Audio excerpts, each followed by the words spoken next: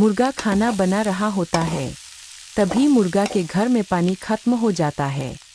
मुर्गा पानी लेने आता है और जब नल से पानी भर रहा होता है तो मुर्गा की नज़र एक प्रेग्नेंट तोता पर पड़ती है जो प्यास से तड़प रही होती है।